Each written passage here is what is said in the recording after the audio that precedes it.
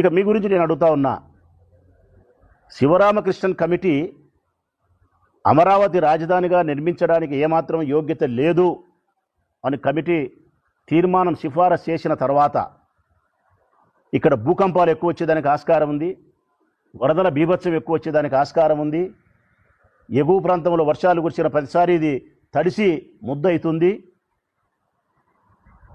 అంతకు మించి రాజధాని నిర్మించాలంటే ఇక్కడ నీటి ఊట పైనే ఉంది కాబట్టి చాలా లోతుకు పునాదులు తీయాల్సిన అవసరం ఉంది.